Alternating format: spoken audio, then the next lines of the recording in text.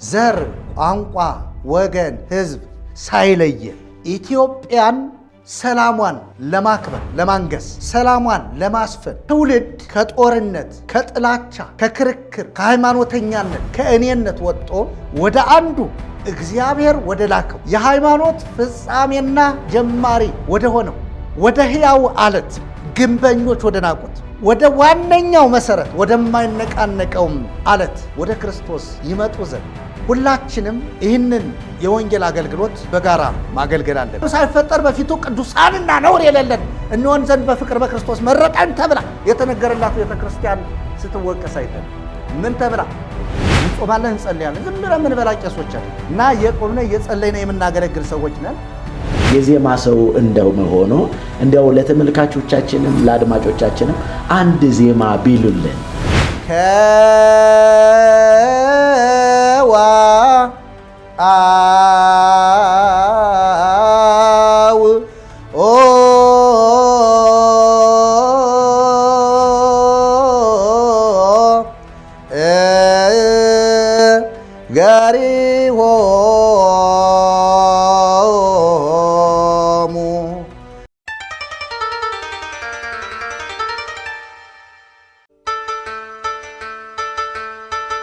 አይደለም ጠንቋይ ካልጠነቆለላቸው ነግደው የሚያተርፉ አይመስላቸው።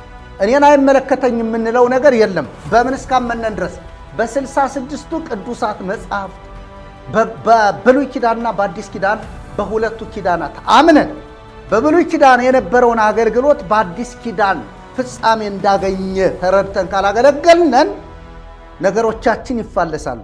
እዚህ ስናድስ እዚህ የሚፈርስ ከሆነ ከባድ ነው። ስለዚህ አገልግሎታችን ሁለንተናዊ አገልግሎት ነው። ካህናት ተኮር ብቻ ጳጳሳት ተኮር ብቻም አይደለም። ምዕመናን ሁሉ ይሰሙናል። ካህናቶቻችሁ ነው ምንለው በኢትዮጵያ ኦርቶዶክስ ቤተክርስቲያን ካህናቶቻችሁ በዚህ ጉዳይ ተብትበው ይዘዋቸዋል። መፍትሄ ስራ እየደገመ እኮ መጽሐፍ ቅዱስ አንብቤ መጣሁ ሚል ቄስ ያለበት እኮ አውደ ነገሥት ከፍቶ ኮከብ ቆጥሮ የእናቷን ስምና የክርስትና ስሟን ቆጥሮ ክፍልሽ እንደዚህ ነው ብሏት ሄዶ እኮ መጽሐፍ ቅዱስ አንብቦልህ ሄደ ምትል ምዕመን እኮ ነች። ኖ መጽሐፍ ቅዱስ የሚለው ዘያምን በወልድ ሕይወት ዘላለም በወልድ የሚያምን የዘላለም ሕይወት አለው። መጽሐፍ ቅዱስ የሚለው አንድ መንገድ ወደ መንግሥተ ሰማያት መርቶ ያስገባል። እሱም ክርስቶስ ነው፣ እውነት ነው፣ ሕይወት ነው፣ መንገድ ነው። በእርሱ በኩል ካልሆነ በቀር ወደ አብ መግባት አይቻልም ነው እኮ የሚለው። መጽሐፍ ቅዱስ የሚለው እኮ አጋንንትን በስም ያውጡ ነው የሚለው እንጂ በአውደ ነገሥት ኮከብ ቆጥረ ምናምን መቁጠሪያ አስቀርጸ በዛ ደብድብ ኃይል አይተዋል አይደለ? ሰሞኑን አክሱም ጽዮን ከሄዱ በኋላ ደብረ ዳሞ ተራራው ላይ ሲሄድ አንድ ልጅ ዱብ አለ፣ ወደቀ። እግዚአብሔር ይመስገን ተረፋሉ። መጀመሪያ ስለምን ይንፏቀቃል? ለምን ይንከራተታል እንዴ? ቃሉ እኮ ባፍህ አለ ነው የሚለው፣ ቀርቦልሃል ነው የሚለው አይደለ? ሮሜ ላይ ጳውሎስ እሱን ቃል እመነው ነው የሚለው። ስለዚህ ሰው በልቡ አምኖ ይድናል፣ ባፉም መስክሮ ይጸድቃል ነው የሚለው። ስለዚህ በልቡ ማመን ባፉ መመስከር ነው እንጂ ተራራ ወጦ ሰው እንትን ላይ ወጦ በገመድ ተንጠልጥሎ አይቻልም። ስለዚህ ምዕመናንን አድሬስ ያደረገ ነው በዋናነት። ምዕመናን ግን በመሪዎቻቸው ተሸውደዋል እያልን ነው አይደለም እንደፈልፈው። ስለዚህ ሁለንተናዊ ተሐድሶ ነው የምናገለግለው ምዕመናንን ጭምር እያልን ወጣቱ ጥያቄው ተጠያቂ ሆነዋልና በአፍላግ ሕይወት የሚዲያ ጥያቄን ሲጠይቁ በጣም አክቲቭ ኖት እና በዚህም ጥያቄ አለ በዚህም እና ሌሎች ሚዲያዎችም ላይ ቀርበው የሚናገሩበት የንግግር ክህሎት ወይም ደግሞ እንዴት ነው በዚሁ ጉዳይ ላይ እንዴት ነው? በጣም ፈጣን ኖት፣ በጣም አክቲቭ ኖት። ይሄ ነገር ምንድን ነው? አሁን የጠየቁኝ ጥያቄ ይሄ ፈታኝ ጥያቄ ነው። እንደውነት እኮ በነገራችን ላይ ቀሲስ እኔ ብዙ ጊዜ እንደምናገረው እኔ የዜማ ሰው ነኝ። ዜማ ነው የተማርኩት፣ አቋቋም ነው የተማርኩት፣ ዝማሬ መዋሥዕት ነው የተማርኩት፣ ሌሎችንም የዜማ ጓዞችን ነው የተማርኩት።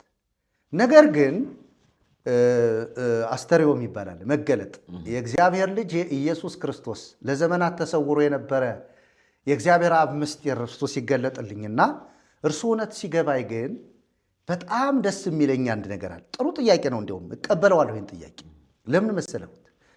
አንዳንድ ጊዜ ጳውሎስ ገማልያል እግር ስር ቁጭ ብሎ የተማረ ነው ይባላል አይደለ? ሕግ አዋቂ ነው ይባላል።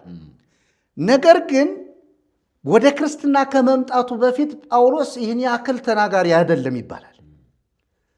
ይልቁንም ከሚናገር ይልቅ ቤተ ክርስቲያንን የክርስቶስን አማኞች እያሳደደ ማስገደል ነበር ስራው ይባላል። ወደ ክርስቶስ ከመጣ በኋላ ግን ጳውሎስ ኃይለኛ ተናጋሪ ነው። ጳውሎስ ተናጋሪ የሆነ በራሱ አይደለም። ሃሌሉያ! ክብር ለኢየሱስ ይሁን። አሜን። በዜማ ምለውን በቁጥር ምለዋለሁ። ጳውሎስን ያናገረው ማነው ስንል አንደኛ ጠሪው ራሱ ጌታ ኢየሱስ ነው። በሁለተኛ ደረጃ ኢየሱስ እኔ እሄዳለሁ እኔን ያከብረኛል ያለው መንፈስ ቅዱስ ነው። በዋናነት በሄደበት ሁሉ የሚመራው በዚህ ሲሄድ በዚህ ሄድ የሚለው ማን ነው? መንፈስ ቅዱስ ነው።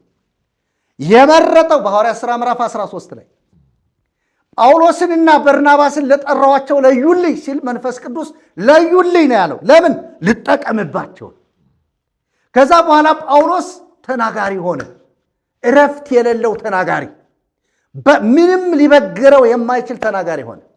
ከዚህም የተነሳ ከምኑ ክብር የተነሳ ነው ስንል ከጸጋው ጉልበት የተነሳ ጳውሎስ ተናጋሪ ሆነ። ማን ነው ይህን የሚያናገረው? መንፈስ ቅዱስ። ጸጋን ሁሉ የሚሰጥ የጌታ መንፈስ ነው።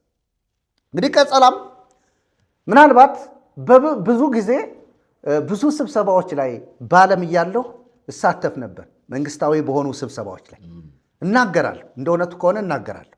አንዱ እግዚአብሔርን ማመሰግነው በዛም ላይ ስናገር የምናገረው ነገር አንደኛ ነገሩን በደንብ አዳምጣለሁ ከስብሰባ ላይ፣ በሁለተኛ ደረጃ ምን ጥያቄ መጠየቅ እንዳለብኝና ያን ጥያቄ እንዴት ብዬ መሞገት እንዳለብኝ በደንብ አውቃለሁ። እንግዲህ ምናልባት ሰዎች እሶ እንዳሉ እኔ አይመስለኝም፣ እሶ ግን ተናጋሪ ነዎት ይላሉ አሉኝ። እንግዲህ ካሉኝ ጥሩ ነው፣ እግዚአብሔር ይመስገን። አሁንም ደግሞ በዚህ በመንፈሳዊው አገልግሎት ሳገለግል እኔ ራሴን አላዳምጥም። እንዲሁም አንዳንድ ቀን ብድግ ብዬ የምሰብክበት ጊዜ ሁሉ አለ። ብድግ ብዬ ሰው ባይኖርም ብድግ ብዬ ምሰብክበት ጊዜ አለ። እቤቴ ቁጭ ብዬ የሆነ ቃል ከመጣ ሰብከዋለሁ፣ ለቤቱ ሰብከዋለሁ። ይሄ ምንድን ነው ስንል የእግዚአብሔር መንፈስ ቅዱስ ስለረዳኝ እና አንዳንዶቹ እዚህ በፊት አገልግሎት በማገለግልበት ጊዜ ቶንህን ቀንሰው ይሉኛል። ስብሰባ ላይ ስናገር ቶንህን ትንሽ ይላሉ። ለካ ቶን አለ ማለት ነው። የኔ አይመስለኝም፣ እነሱን ግን ትንሽ ቶኔ ረብሿቸዋል ማለት ነው። ነገር ግን ቶኔ ከሆነ ጥሩ ነው። እኔ ካረበሽኳቸው ንግግሬ ምናልባት ከፍ ያለ ሊሆን ይችላል። ስጀምር ቀስ ብዬ ልጀምር እችላለሁ፣ ስቀጥል ግን ከፍ ላድርገው እችላለሁ። እና ንግግሬ ከምን የመጣ ነው ስንል ከኔ አይደለም፣ ከጸጋው ጉልበት የተነሳ ነው፣ ከእግዚአብሔር መንፈስ እርዳታ የተነሳ ነው። አሁንም ልነግረውት አስረግጬ የምነግረውት ይህች አንደበቴ ሳትታሰር እግዚአብሔር በዚህ ምድር ላይ ታማኝ አድርጎ ቆጥሮ ለአገልግሎቱ ከሾመኝ ይህ ንግግሬ ይቀጥላል። የሚያስቀጥለው እኔ አይደለሁም፣ ራሱ የአገልግሎቱ ባለቤት ያስቀጥለዋል። እና እግዚአብሔርን አመሰግናለሁ። በጣም እጅግ መልካም ነው። ወደ ቤተ ክርስቲያን ወደ አፍላገ ሕይወት ቤተ ክርስቲያን ልምጣና የአፍላገ ሕይወት ተሐድሶ የክርስቶስ ቤተ ክርስቲያን ትክክለኛውን የአምልኮ ስርዓት በመፈጸም ላይ መሆኗን ነግረውኛል። አሁን ትልቁ ትኩረት የምናደርግበት ለተመልካቾቻችንና ለአድማጮቻችን የተሐደሰች ቤተ ክርስቲያን እግዚአብሔርን ያማከለች በክርስቶስ ኢየሱስ መሰረትነት በመንፈስ ቅዱስ መሪነት የምትገለገለዋ ቤተ ክርስቲያን አለች ብለውኛል። ከዚህ አንጻር እንግዲህ በአፍላገ ሕይወት ሚዲያ ላይ ይህንን አገልግሎት በመደገፍም በተለያየ ሀሳብም አገልግሎቱን ለመሳተፍ የሚፈልጉ ሰዎች አሉ። መጥተውም ለማምለክ አብረው ህብረት ለማድረግ ከተለያየ በተለይ ኦርቶዶክሳውያን ሆነው ይህንን አምልኮ ትክክለኛው አምልኮ የቱ ነው ያንን ማየት እንፈልጋለን የሚሉ ጥያቄዎች አሉ እና ይህንን በተመለከተ ደግሞ ለተመልካቾቻችንና ለአድማጮቻችን ማብራሪያ እንዲሰጡ ጠይቃለሁ። በጣም ጥሩ ነው ቀሲስ። በዚህ ጉዳይ ላይ ልናወራ ዛሬም በዚህ የተገናኘ ነው አንዱ እሱ ነውና ምናልባት አንድ የእግዚአብሔርን ቃል ልውሰድና በዛ መሰረት አድርጌ የአፍላገ ሕይወትን የአምልኮ ስርዓትም ጭምር በዛው ብናየው ጥሩ ነው ብዬ አስባለሁ።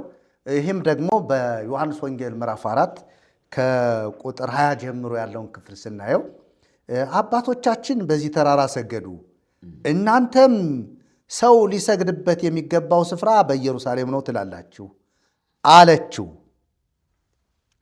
ኢየሱስም እንዲህ አላት፣ አንቺ ሴት እመኚ፣ በዚህ ተራራ ወይም በኢየሩሳሌም ለአብ የማትሰግዱበት ጊዜ ይመጣል። እናንተስ ለማታውቁት ትሰግዳላችሁ። እኛ መዳን ከአይሁድ ነውና ለምናውቀው እንሰግዳለን።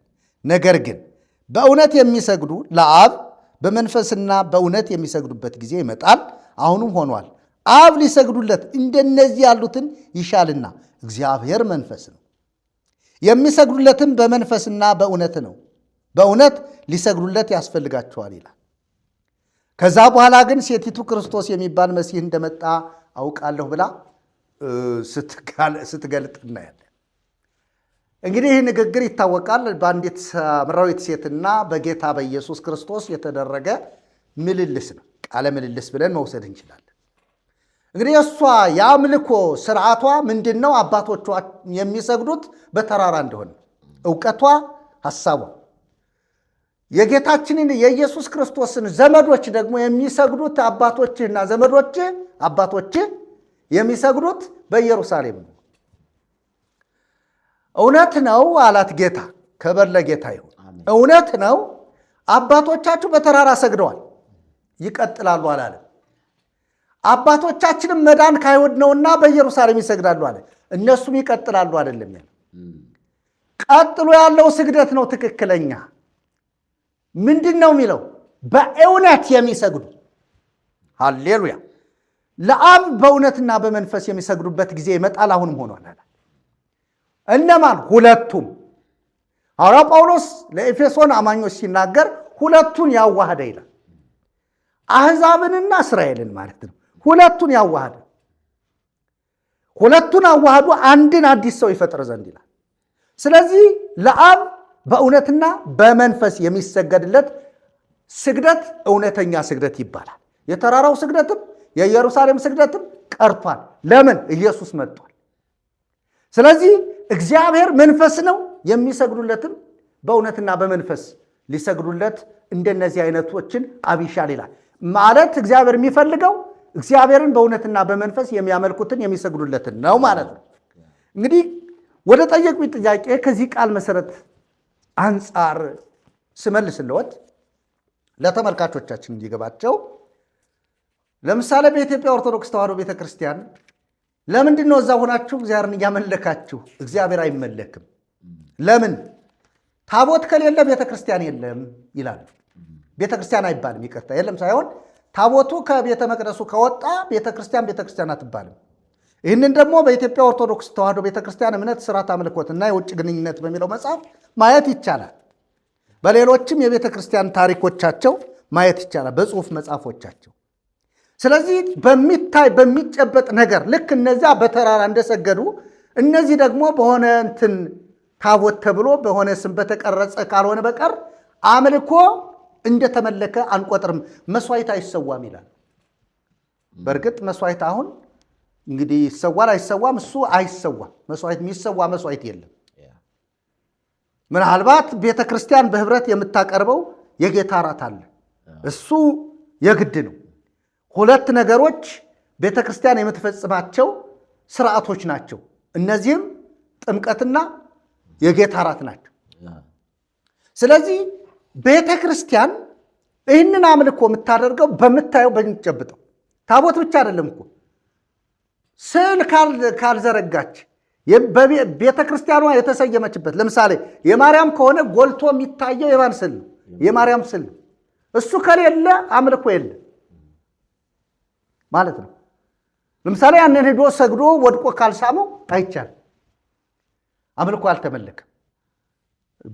በቤተ ክርስቲያኑ አጥር እኮ በህንፃ ቤተ ክርስቲያኑ አጥር ግቢ እኮ ሄደው ያለውን ይህንን አጥሩን ካልሳሙ በምራቃቸው እንዲያደርገው ካልዳበሱ እኮ ቤተ ክርስቲያን አይመስሉም። ለምን? ቤተ ክርስቲያን የሚሉት እነሱ ህንፃውን ስለሆነ። እኛ ግን ቤተ ክርስቲያን ማነች? በክርስቶስ ኢየሱስ ደም ከኃጢአታቸው የታጠቡ በጸጋው መንፈስ በመንፈስ ቅዱስ የታተሙ እና ከድቅድቅ ጨለማ ወደሚደነቀው ብርሃኑ የተጠሩ ቅዱስ ሕዝብ የሆኑ የተባሉ ለርስቱ የተለዩ ወገኖች፣ ለካህን አገልጋዮች፣ ሃሌሉያ! እነዚህ ናቸው ቤተ ክርስቲያን የሚባሉት። ስለዚህ እነዚህ ደግሞ የሚያመልኩበት ቦታ በቃ ቦታ ነው። ምንም ይሁን አሰራሩ እንደምንም ይሰራ እንደምንም በቃ ተሰብስበው ሲያመልኩ ቤተ ክርስቲያን ብለው የሚታወቁ እነሱ ናቸው። ለምሳሌ ልውሰድልዎት። ጴጥሮስና ያዕቆብ ተገድሎ ጴጥሮስ ታሰረ። ጴጥሮስ በታሰረ ጊዜ ግን ቤተ ክርስቲያን አጥብቃ ጸሎት ታደርግ ነበር ይላል አይደለ? ትጸልይ ነበር። ቤተ ክርስቲያን የት ላይ ነው ስትጸልይ ነበር? ግለሰብ ቤት ማርቆስ እናት ማርያም ቤት ነው ስትጸልይ የነበረችው። ግን የምትጸልይ ማን ነች? ቤተ ክርስቲያን ነች። የማርቆስ እናት ቤት ቤተ ክርስቲያን ነው እንዴ? አይደለም። ምንድን ነው? የግለሰብ ቤት ነው። ስለዚህ ቤተ ክርስቲያን የሚባለው ምንድን ነው? ያመነው ምዕመን ማህበረሰብ ነው ማለት ነው። ምዕመናን ናቸው ማለት ነው፣ አገልጋዮችን ጨምሮ። ስለዚህ ቤተ ክርስቲያን እንደዚህ ከሆነ በየትኛውም ቦታ ማምለክ ይቻላል ማለት ነው ተሰብስበው። በጣም መልካም መርጌታ ቀጸላ። የአፍላገ ሕይወት ተሐድሶ የክርስቶስ ቤተ ክርስቲያን የምታመልክበት፣ አስተምህሮዋን የምትፈጽምበት፣ ምዕመኖቿን የምትከታተልበት የራሷ ቦታ አላት ወይ? በጣም ጥሩ። የራሷ ቦታ የላትም። ቦታ የሚለው እንደ እውነቱ ከሆነ ለምንድን ነው ይህንን ያልኩት? ተቋም ናትና እንደ ተቋም ቅዱሳን የሚሰባሰቡበት የራሷ የሆነ ቦታ አላት ወይ የሚለውን በደንብ እንዲያብራሩ። እናገራለሁ። የአፍላገ ሕይወት የክርስቶስ ቤተክርስቲያን በዚህ ሚዲያ በአፍላገ ሕይወት ሚዲያ የምናስተምረውን ትምህርት ሰምተው ሰዎች የመጀመሪያው ከእኛ ጋር ማምለክ ጥሪ ማቅረብ እፈልጋለሁ። በመቀጠል ቦታን በተመለከተ እንደ እውነቱ ከሆነ ቦታ ራሱን የቻለ ቋሚ ቦታ የለንም። እንዲያውም ሌላ ጊዜም ቅስቀሳ አደርጋለሁ። ይህ አገልግሎት በደንብ የገባቸው ሰዎች፣ በትክክል የወገኖቻቸው ድህነት ግድ የሚላቸው ሰዎች፣ በስራት ውስጥ ያሉ ዘመዶቻቸው እንዲፈቱ በእግዚአብሔር ቃል መሰረት እንዲታነጹና ወደ ክርስቶስ ዘወር እንዲሉ የሚፈልጉ ሰዎች ይህን አገልግሎት አብረው እንዲደግፉ በዚሁ አጋጣሚ ለማሳሰብ ብዙ ጊዜ ላነሳው እችላለሁ። ለምን በዚሁ ይግለጹ። ዛሬም እገልጸዋለሁ፣ ቀጥዬም እገልጸዋለሁ። ጩኸቴን አላቋርጥ። ለምን አገልግሎቱ እንዲቋረጥ አልፈልግም። አገልግሎቱ መቀጠል አለበት። አገልግሎቱ የቀጸል አይደለም። አገልግሎቱ የቀስመር አይደለም። አገልግሎቱ የክርስቶስ ነው። ስለዚህ ቦታ የለን። የተለያዩ የመንግስት አካላትም ሊሆኑ ይችላሉ፣ ግለሰቦችም ሊሆኑ ይችላሉ። ይህ አገልግሎት እንዲቀጥል ማዕከላዊ የሆነ ቦታ ያስፈልገን።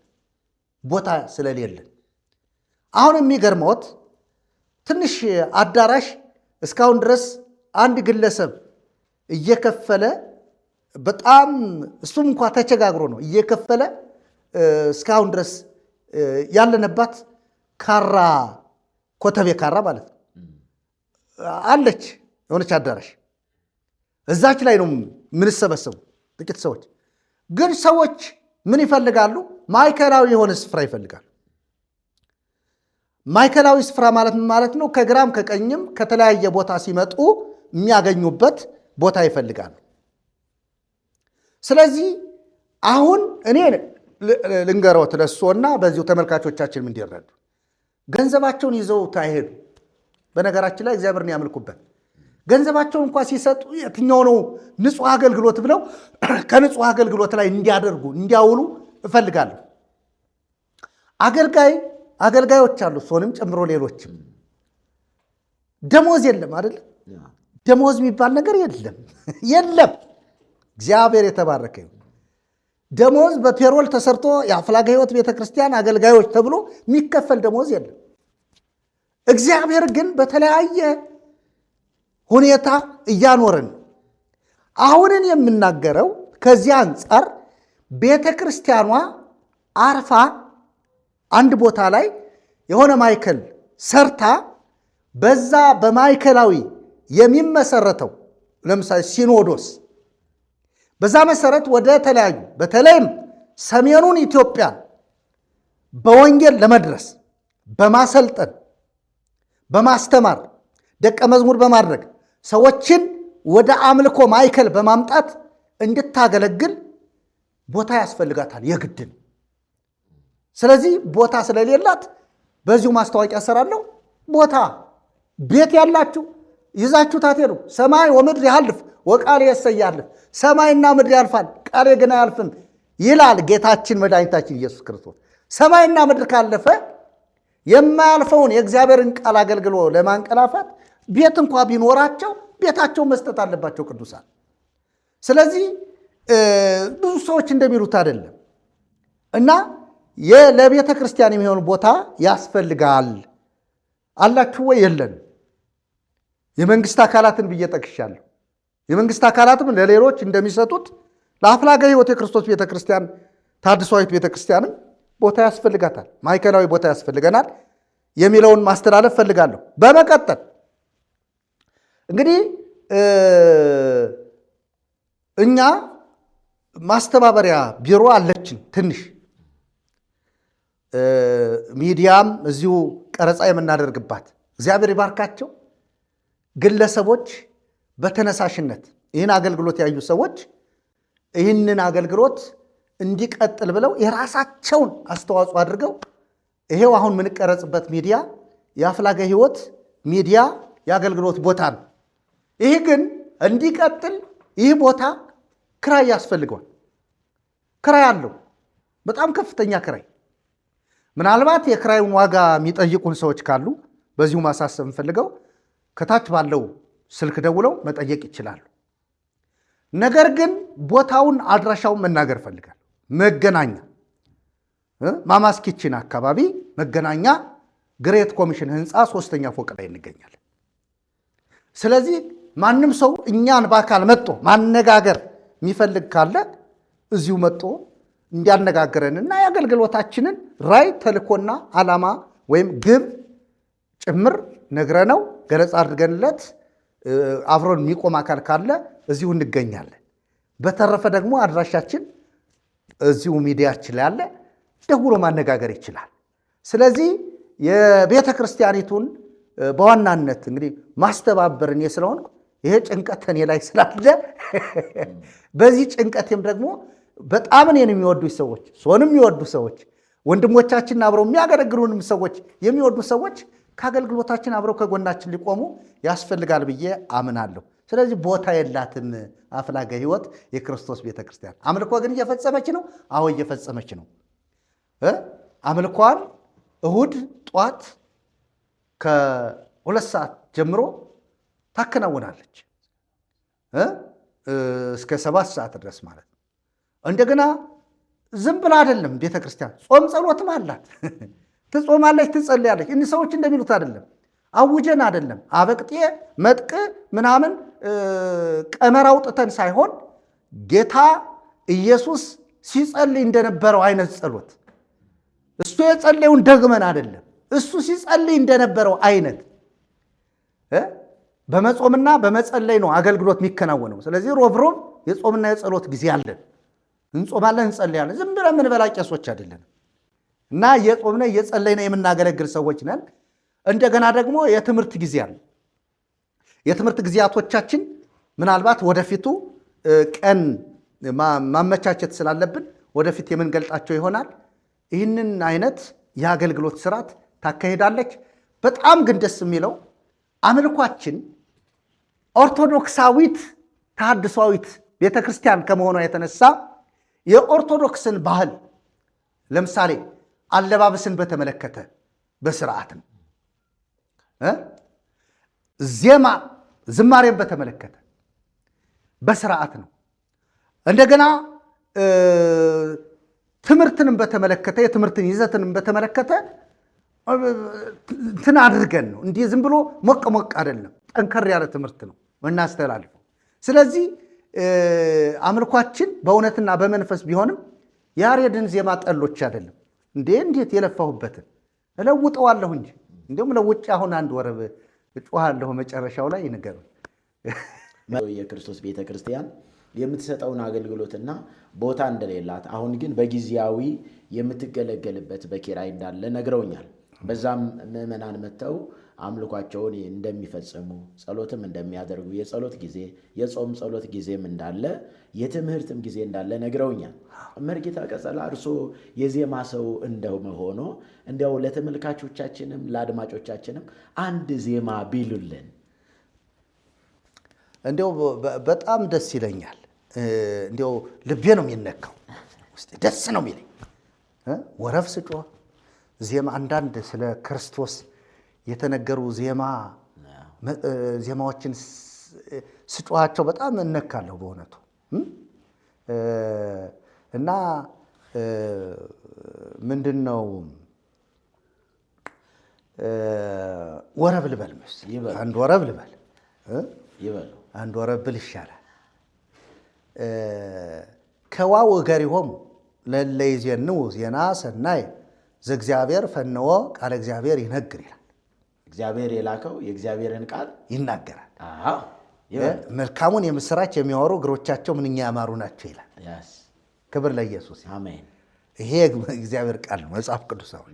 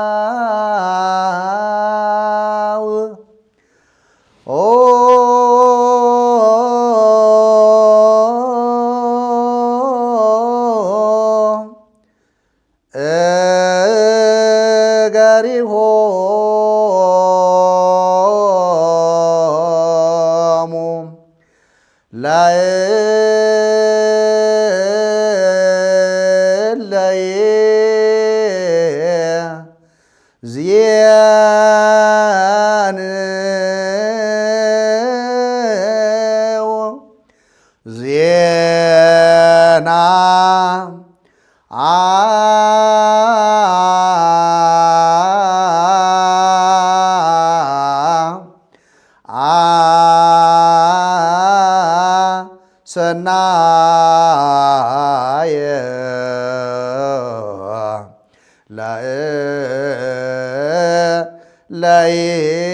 ለይዜን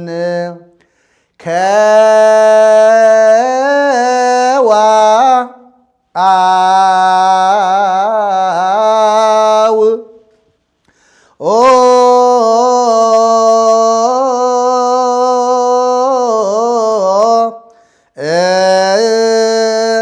ገሪሆሙ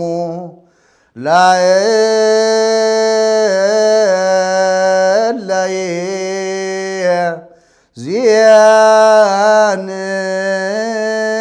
ይዜንው ዜና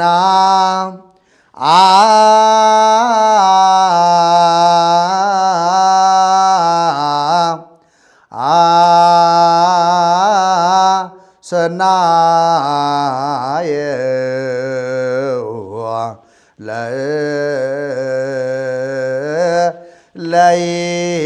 ለይዜን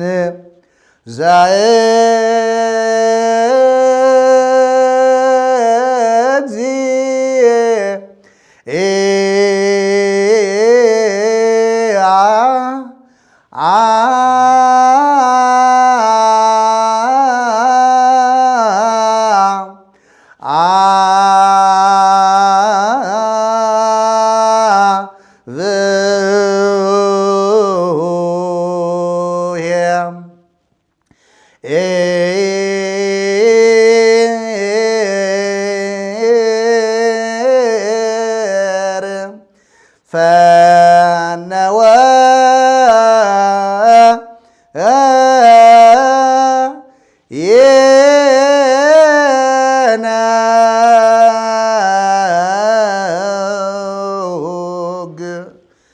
ቃለ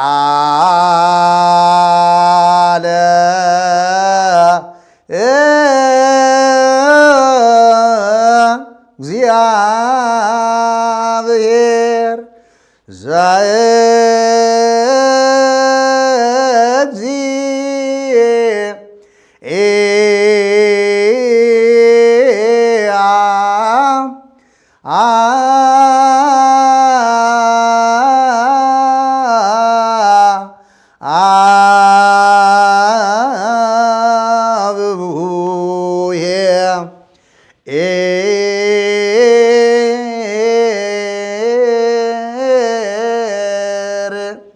ፈነወ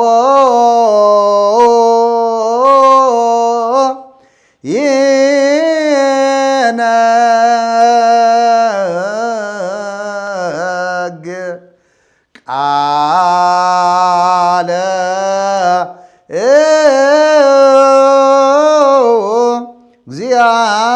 እግዚአብሔር። መርጌታ ቀጸላ በእውነት ደስ የሚል ልብን አይምሮን የሚባርክ እንዲሁም ደግሞ እግዚአብሔርን የሚያከብር ዜማ ለእግዚአብሔር ቢዝም ዜማ ለእግዚአብሔር ብናቀርብለት እጅግ ተገቢ ነውና ደስ የሚል ሀገራችንንም ያማከለ እንዲሁም ደግሞ የሚባርክ ነውና እግዚአብሔር ስለ እርሱ የተባረከ ይሁን።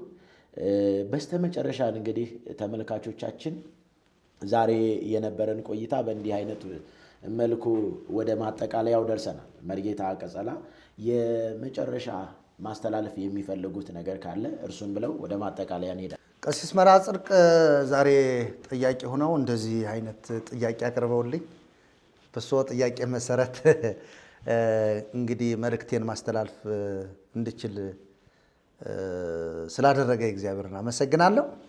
በማጠቃለያ ሐሳቤ ወይም ደግሞ በመጨረሻ ማስተላልፈው የምፈልገው መልእክት ሁላችንም አንዱን ጌታ አምነናል። ሁላችንም አንዱን መንፈስ ጠጥተናል። ሁላችንም በአንድ የሰላም ማሰሪያ መንፈስ ተሳስረናል። በተለይም በክርስቶስ ኢየሱስ አምነን የእግዚአብሔርን ልጅነት ያገኘነ ሰዎች ዘር፣ ቋንቋ፣ ወገን፣ ሕዝብ ሳይለየን ኢትዮጵያን ሰላሟን ለማክበር ለማንገስ ሰላሟን ለማስፈን ትውልድ ከጦርነት፣ ከጥላቻ፣ ከክርክር፣ ከሃይማኖተኛነት፣ ከእኔነት ወጥቶ ወደ አንዱ እግዚአብሔር ወደ ላከው የሃይማኖት ፍጻሜና ጀማሪ ወደ ሆነው ወደ ሕያው ዓለት ግንበኞች ወደ ናቁት ወደ ዋነኛው መሰረት ወደማይነቃነቀውም ዓለት ወደ ክርስቶስ ይመጡ ዘንድ ሁላችንም ይህንን የወንጌል አገልግሎት በጋራ ማገልገል አለብን ብዬ አምናለሁ። ያመነ ሰዎች፣ የእግዚአብሔር ልጆች የሆነን ሰዎች። ሌላው ምናልባት ቅድም ያላነሳሁት አሁን ላነሳው የምችለው ጉዳይ እኛ የእግዚአብሔር አገልጋዮች ከመሆናችን የተነሳ መንግስታትንም ጭምር ስርዓት ያዙ የማለት ስልጣን አለን። ይህን ስልጣን የተቀበልነው ከሰው አይደለም። አዎ እውነት ነው። መንግስታት ክፉዎች እንኳ ቢሆኑ ከእግዚአብሔር ናቸውና ተገዙ ይላል መጽሐፍ ቅዱስ። ተገዙ ሲል ምን ማለት ነው? መንግስታት ክፉዎች የሚሆኑ ክፉ ለሚያደርጉ ነው ይላል እዛው ላይ። ስለዚህ መንግስታት ጥሩ ደግ እና ጥሩ አስተዳዳሪ መሪዎች እንዲሆኑ እኛ ምን መሆን አለብን? አማንያን ለመንግስት መገዛት አለብን፣ ለስርዓቱ መገዛት አለብን። ነገር ግን ስርዓቱ በእምነታችን ላይ በክርስትና ህይወታችን ላይ ክርስቶስን በሚያስገድ ጉዳይ ላይ ከመጣ እምቢ ነው የምንለው። ለምን? ክርስትና እስከ መሰየፍ ስለሆነ። እዛ ውጭ ክርስትናችንን የሆነ መንግስት ነካብን ብለን ለክርስትና ጥብቅና አንቆምም። ለራሳችን ህይወት ግን እንጠነቀቃለን። ስለዚህ ለመንግስት መገዛት ቤተ ክርስቲያን ግዴታዋ ነው ይላል የእግዚአብሔር ቃል። ስለዚህ መንግስታትም ቢሆን ሲገሰጹ መንፈሳውያን ሰዎች እንደዚህ ቢሆን በሀገር ላይ ርቀ ሰላም፣ በሀገር ላይ ትውልድ እርስ በርስ እንዲረዳዳ፣ አገር እንዲያሳድግ፣ እንዲያለማ ሲሉ አብረናቸው እንቆማለን። ነገር ግን ደግሞ ዘረኝነትን የሚከፋፍሉ አካላት በዘር በቋንቋ የሚከፋፍሉ ሲመጡ ወንጌል አንድ ስለሆነ አንዱን ክርስቶስን ስለሆነ የሚሰብከው በወንጌል ባለማፈር ይህንን ለመናገር ወደኋላ አንልም፣ ተው እንላለን። አባቶቻችን በዚህ አልፈውበታል። ስለዚህ በሁለተኛ ደረጃ ማስቀምጠው ይህን፣ በሶስተኛ ደረጃና በዋናነት ማስቀምጠው የኢትዮጵያ ኦርቶዶክስ ተዋሕዶ ቤተክርስቲያን መልእክት አለኝ። አሁን ጥያቄዎችን ተቀብላለች፣ አምናለች። በአደባባይ ሙሉን ጥያቄ ተቀብላ የድርሳናትንና የገድላትን ስህተት ባትናገርም ስህተቷን አምናለች። ያመነችውን ስህተት ግን ይቺ ብቻ ናት፣ አንድ ገድል ብቻ ናት ስህተት በማለት ሳይሆን የማርያምን ታምር ቆሞ የማይሰማ በቆመበት ይጥፋ የሚል ታምረ ማርያምን ያክል ጉንድል ስህተት መጻፍ እያለ እሱን ዝም ብላ ማለፍ የለባትም። እሱንና ሌሎችንም ጨምራ እግዚአብሔርን በእውነትና በመንፈስ እንድታመልክ ፈጥና ተሐድሶን እንድትቀበል ራሷን እንድታድስ ቤተ ክርስቲያን አትታደስም ስንዱ እመቤት ናት የሚለውን ትተወው። እሱ አይቻልም። ቤተ ክርስቲያን በዘመናት ቀጥ ብላ ሄዳ ታውቃለች፣ በዘመናት ደግሞ ወድቃ ታውቃለች። ሰባቱን አብያተ ክርስቲያናት በራዕየ ዮሐንስ የተጻፉትን ማየት ይቻላል። በጣም ጥሩ ናችሁ፣ ደግ ናችሁ፣ ፍቅር አላችሁ፣ ትዋደዳላችሁ፣ ክርስቶስን ትሰብካላችሁ፣ በክርስቶስ ምስክርነት ትቀጣጠላላችሁ የተባለችው የኤፌሶን ቤተክርስቲያን ጳውሎስ በክርስቶስ በሰማያዊ ስፍራ በመንፈሳዊ በረከት ሁሉ የባረከን የጌታችን የኢየሱስ ክርስቶስ አምላክና አባት ይባረክ፣ ዓለም ሳይፈጠር በፊቱ ቅዱሳንና ነውር የሌለን እንሆን ዘንድ በፍቅር በክርስቶስ መረጠን ተብላ የተነገረላት ቤተክርስቲያን ስትወቀስ አይተናል። ምን ተብላ? የቀድሞ ፍቅርሽን ጥለሻል። ስለዚህ ሌሎችም በባለጠግነት የወደቁ አብያተ ክርስቲያናት እዛ ሰባቱ አብያተ ክርስቲያናት ዘንድ አሉ። እንደገና ደግሞ ለብ ወይም ደግሞ በራድ ምናምን ያልሆኑ ያልሞቁ ወይም አይቀዘቅዙ ደግሞ ማይከል ላይ ያሉ ወላውሌዎች አሉ። የሚያስታውቁን አብያተ ክርስቲያናት ነበሩ ተፋሻለሁ የተባሉ። ልክ እንደዚህ ሆናለች ቤተ ክርስቲያን። አሁን እናምና መቀበል አለባት። ዘረኝነት የለም ወይ በጳጳሳት ዘንድ? ዘረኝነት የለም ወይ በቲክቶከሮች ዘንድ? ዘረኝነት የለም ወይ በዛው በቤተ ክህነቱ ሰራተኞች ዘንድ? ሙስና የለም ወይ ቤተ ክርስቲያን ውስጥ ላይ? የገሌ ወገን የገሌ ጳጳስ የገሌ ወገን ተሾሟል፣ በሱ በኩል ሄደን ይህን ያክል ብር ከፍለን እንገባለን የሚሉ የሉም ወይ? የአደባባይ ምስጢር የለም ወይ? ይህንን እያወቀ ዓለም እያያቸው ስንዱ እመቤት ነኝ አይቻልም። ቅዱሳነ ኩኑ እስመ አነ ቅዱሳነ ነው የሚለው እግዚአብሔር። እኔ ቅዱስ ነኝና እናንተ ቅዱሳን ሁኑ ነው የሚለው የእግዚአብሔር ቃል። ስለዚህ ቤተ ክርስቲያን ፈጥና ተሐድሶን ማድረግ አለባት። ተሐድሶን ፈጥና ባትቀበልስ የሚገጥማት አደጋ ከአሁን በፊት ከእሷ እየወጣ የሚሄደው ትውልድ አሁንም እየወጣ እየሄደ እየበዛ ይሄዳል እንጂ የሚቀንስ ወይም ደግሞ ከቤተ ክርስቲያን ቁጭ የሚል ትውልድ የለም። ጠያቂ ትውልድ ነው ያለው። ስለዚህ ለቤተ ክርስቲያን ለኢትዮጵያ ኦርቶዶክስ ተዋሕዶ ቤተ ክርስቲያን ይህን መልእክት ማስተላለፍ እፈልጋለሁ። ሌላው ለወንጌላውያን አብያተ ክርስቲያናት አብያተ ክርስቲያናትም ጭምር እንዲህ አይነት ድክመት ውድቀት እንዳለ እናውቃለን። ብዙ የዶክትሪን ስህተቶች ሲፋለሱ እናያለን። እነዚህን የዶክትሪን ስህተቶች አርመው ወደ ትክክለኛው ዶክትሪን ወደ አንድ ወጥ ወደሆነ ዶክትሪን። በነገራችን ላይ ቲክቶክ ላይ እኮ ስንውል ይህን ጥያቄ እንጠየቃለን እኮ ዶክትሪን የላችሁም እኮ እንባላለን አይደለም እንዴ? ወንጌላውያንም ፕሮቴስታንቶችም ዶክትሪን የላቸውም ይባላሉ እኮ። ይሏቸዋል፣ ሰዎች ናቸው ይሏቸው፣ ይኖራቸዋል። እያንዳንዷ ሙሉ ወንጌል ይኖራታል፣ መሰረተ ክርስቶስ ይኖራታል፣ ሌላውም ሊኖራት ይችላል።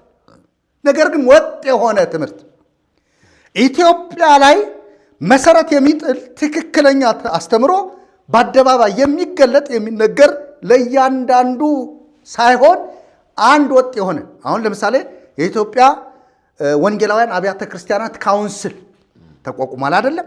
በዛ አማካኝነት ወጥ የሆነ ትምህርት ያስፈልጋታል። ዝም ብሎ እንደፈለገ አንዱ ቸርች ከፍቻለሁ ብሎ እንደፈለገ የሚሆንበት ጉዳይ ማቆም ማብቃት አለበት። ዶክትሪኑ ተመዝኖ ትክክለኛው አስተምሮ ታይቶ ነው ሰውየው ቤተክርስቲያን ተክሎ መቀጠል ያለበት። ስለዚህ እሱ ምናልባት እኔንም እንዲህ እያደረገ ነው የጀመረኝ አለች አሉ አንዲቱ።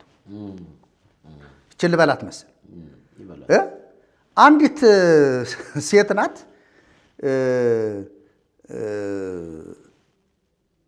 እንደ ዋዛ ያው እብድ ነው አይደል የሚባል በእኛ ሀገር ልብሱን የጣለ ሰው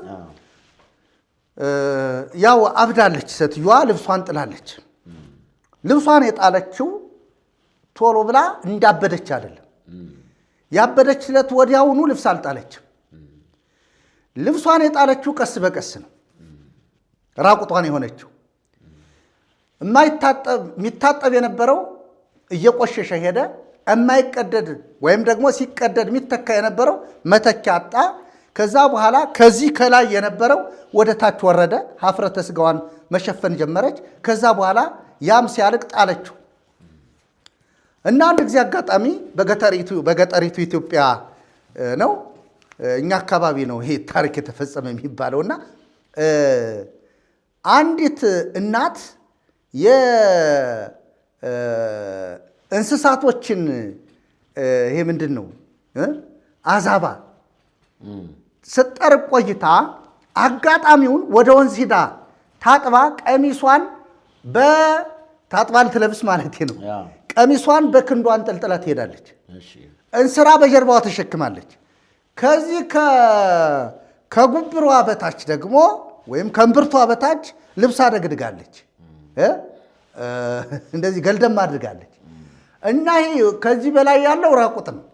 እና ምን አለቻት አሉ ያቺ ሴትዮ ያቺ ልብሷን ፈጽማ የጣለችዋ እናቴ አቤት። እንግዲህ እግዚአብሔር ያሳየው ይሄ እኮ ትክክለኛ የተደረገ ታሪክ ነው ተብሎ ነው የሰማሁት።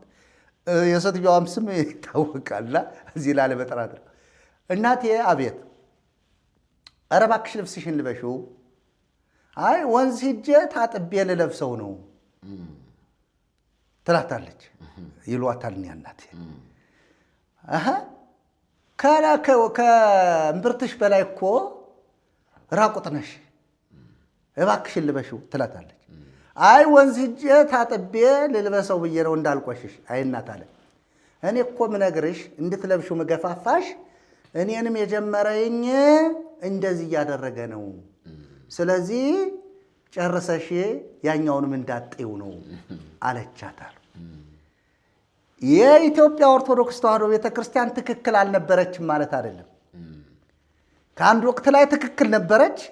ትክክለኛነቷን ግን ትክክል እንዳትሆን ያደረጓት ብዙ መጽሐፍት ገቡባትና ትክክል እንዳትሆን ሆነች። አሁን ታድሶ ያስፈልግሻል እያልን የምንጮኸው ለዚህ ነው። የኢትዮጵያ ወንጌላውያን አማኞችም አብያተ ክርስቲያናትም ቢሆን ትክክል ነበሩ። ትክክል የማያደርጓቸው ነገሮች እየገቡ ነው። እነሱም በዝርዝር አሁን መናገር አልፈልግም። እየገቡ ስለሆነ እንጊዜ ትክክል አይደላችሁም ሳያሰኟቸው በእንጭጩ ሊቆርጧቸው ያስፈልጋል የሚል መልእክት አለኝ። ሌላ በመጨረሻ ምለው ውድ ተመልካቾቻችን ቅድምም እንደተናገርኩት አፍላገ ሕይወት የክርስቶስ ቤተክርስቲያን ተሐድሶዊት ቤተክርስቲያን አምልኮን ትፈጽማለች፣ ትምህርት ታስተምራለች፣ ደቀ መዛሙርትን ታደርጋለች፣ ሰዎችን ለክርስቶስ ደቀ መዝሙር እንዲሆኑ ታደርጋለች። እንዲሁም ደግሞ በልዩ ልዩ በጸሎት እስራትን በመፍታት በተለያየ እስራት ያሉ ለበሽተኞችን በመጸለይ እንደ እግዚአብሔር ቃል ጭምር የብዙ እስራቶችን እየፈታች ትገኛለች። አሁንም አብራችሁን ማገልገል አብራችሁን በአባልነት የምትቀጥሉ ሰዎች ይህንን መልእክት ካስተላለፍንላችሁ ጊዜ ጀምሮ ከታች ባለው አድራሻ እኔም ወንድማችኋለሁ ቀሲስ መርሃም አሉ፣ ሌሎችም ወንድሞች አሉ።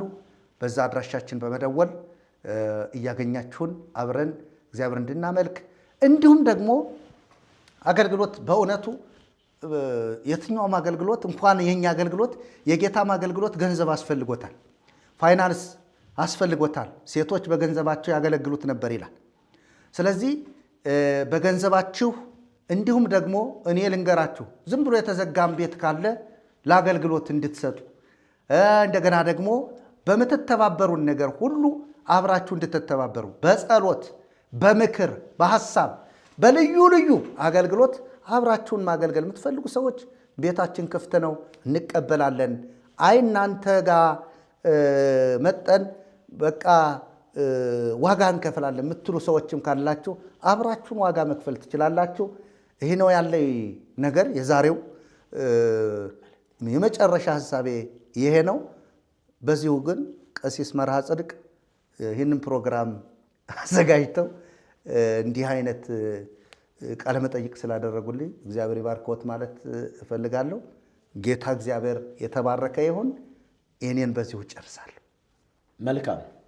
መርጌታ ቀጸላ በአፍላገ ሕይወት ሚዲያ እና በአፍላገ ሕይወት ተሐድሶ የክርስቶስ ቤተ ክርስቲያን ያለውን አገልግሎት እንዲሁም ደግሞ ሁለንተናዊ የሆነውን በኢትዮጵያ ኦርቶዶክስ ተዋሕዶ ቤተ ክርስቲያንም በወንጌላውያን አማኞችም ዘንድ ለሚሰጡት ኮሜንቶች ማብራሪያን እንዲሁም ደግሞ መልእክትን በመስጠት ለተመልካቾቻችን እንዲደርስ ስላደረጉ እኔም ላመሰግን እወዳለሁ። መልካም ጊዜ ነበር የነበረን እና የአፍላገ ሕይወት ሚዲያ ተከታዮቻችን እንዲሁም በተለያየ ነገር ድጋፍን በማድረግ አብራችሁን የእግዚአብሔርን መንግሥት የምታገለግሉ ሁላችሁ ስለ እናንተም እግዚአብሔርን እናመሰግናለን። አፍላገ ሕይወት ሚዲያ ሁለንተናዊ አገልግሎት በመስጠት ትውልዱ ከጨለማ ወደ ብርሃን እንዲወጣ እንዲሁም ደግሞ አምልኮን በተመለከተ ስርዓት ባለው ፈሪሃ እግዚአብሔር ባለበት አምልኮን መፈጸም ሰው ይችል ዘንድ የእግዚአብሔርን ቃል ይማር ዘንድ ይገባልና ይህንን በተመለከተ አገልግሎት እየሰጠ ያለ ሚዲያ ነው። ከዚህ አንጻር ይህንን በመደገፍ ሰብስክራይብ፣ ላይክ፣ ሼር በማድረግ እጆቻችሁ መልካም የሆነው ድጋፋችሁን እንዲያደርጉ በልዑል እግዚአብሔር ስም እንጠይቃለን። ታዲያ ዛሬ በአፍላገ ሕይወት ሚዲያ ከሚያገለግሉት መካከል ቅድም እንዳልኳችሁ ቀልብ ሳቢ የሆነውን ንግግራቸውን የምትወዱ የአፍላገ ሕይወት ቤተክርስቲያን መጋቢ እና መሪ የሆኑትን መርጌታ ቀጸላን ስላደረጉልን ስለሰጡን ማብራሪያ እጅግ እናመሰግናለን። ከሌሎቹም ጋር ደግሞ እንዲህ ልዩ በሆነ ዝግጅት ወደ እናንተ እንመጣለን። እናንተም ደግሞ ቅድም እንደተባለው አገልግሎት ሁለንተናዊ ነውና ለመንግስታት፣ ለሀገር፣ ለትውልዱ ሁሉ አስፈላጊ ነው። በተለይ ደግሞ ወንጌል ሕይወት የሚሰጥ ሰላም ያለበት ሰላም የሚሰጥ እውነት የሆነውን የክርስቶስ ኢየሱስን አገልግሎት በማስቀጠል ክርስቶስ ሊመጣ ባለበት በዚህ ጊዜ ቤተ ክርስቲያን ተዘጋጅታ ሊድኑ የሚገባቸው ነፍሳት ደግሞ ከጨለማ ወደ ብርሃን ወጥተው ቤተ ክርስቲያን ተሞሽራ ማየት የተሐድሶ አገልግሎት ናፍቆት ነው። እውነተኛዋ ቤተ ክርስቲያን የክርስቶስ ቤተ ክርስቲያን ተሞሽራ ማየት፣ የመጽሐፍ ቅዱስ የበላይነት ተከብሮ ማየት የተሐድሶ አገልግሎት ትልቁ ራእይና ግብ ነው። ከዚህ አንጻር ባለ ራእዩ እግዚአብሔር አለ፣ ራእይን የሚሰጥ ለሰው ሁሉ ደግሞ መድኃኒት የሆነውን ክርስቶስ ኢየሱስን በመስበክ ሚዲያውም ቤተ ክርስቲያኗም ትቀጥላለች። ስለዚህ ዛሬ የነበረንን ቆይታ በእንዲህ አይነት መልኩ ፈጽመናል። በሌላ ጊዜ ደስ በሚል ልዩ በሆነ ዝግጅት ወደ እናንተ እንመጣለን። ጸጋና ሰላም ከሁላችሁ ጋር ይሁን። ወስብሐት ለእግዚአብሔር።